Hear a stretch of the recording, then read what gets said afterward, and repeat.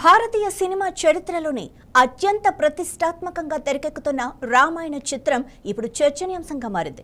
ఇందులో సీతమ్మ పాత్ర పోషిస్తున్న సాయి పల్లవి చేసిన వ్యాఖ్యలు ఇప్పుడు వైరల్ అవుతున్నాయి. ఢిల్లీలో జరిగిన ప్రథమ సంకల్పం వేడుకలో సాయి పల్లవి తన పాత్ర గురించి మాట్లాడారు.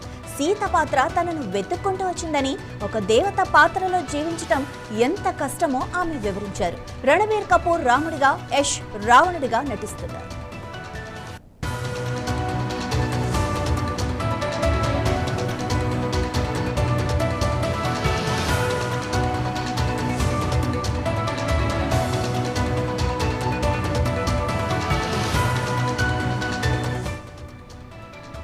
సాయి పల్లవి సీత పాత్రను ఎంపిక చేసుకోలేదంట.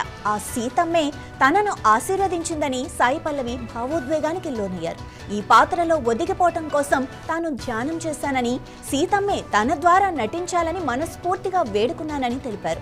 షూటింగ్ పూర్తయ్యే వరకు తన ఆలోచనలను పవిత్రంగా, నిష్కల్మషంగా ఉంచుకోవటానికి ప్రయత్నించినట్లు సాయి పల్లవి చెప్పారు.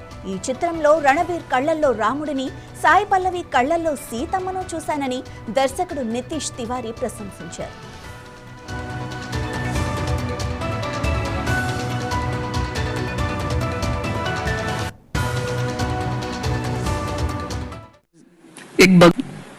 It's not easy for actors to get roles like this because एक भगवान, एक गॉडेस को प्ले करने के लिए इतना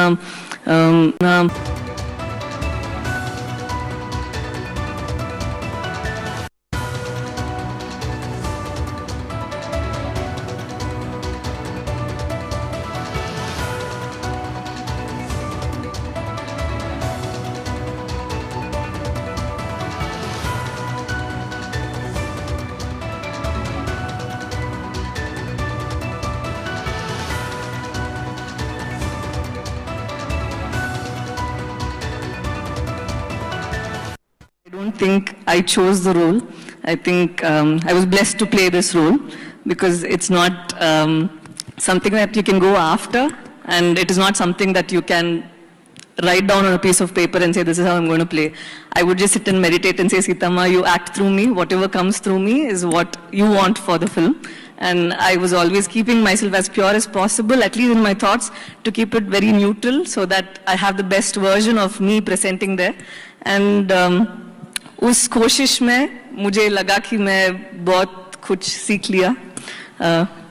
ठीक लगा. Going good. Thank you. It's not easy for actors to get roles like this because एक भगवान, एक गॉडेस को प्ले करने के लिए इतना एक easy काम नहीं होता है. एक टीम होनी चाहिए who's putting their heart and soul into making it the best version of what they can present to the world, because it becomes itihas, it becomes history for the rest of the world to think. ఈ భారీ budget చిత్రానికి నమిత్ మల్హోత్రా నిర్మాతగా వ్యవహరిస్తున్నారు. Ramayana part 1 ఈ ఏడాది దీపావళికి ప్రపంచవ్యాప్తంగా విడుదల కానుంది. ఈ సినిమా ట్రైలర్ మాత్రం జూలై 24వ తేదీన విడుదల చేయనున్నట్లు చిత్ర బృందం ప్రకటించింది. కాగా రామాయణ 2వ భాగం వచ్చే ఏడాది దీపావళికి థియేటర్లలోకి రానుంది. ఈ సినిమాలపై అంచనాలు భారీగా ఉన్నాయి.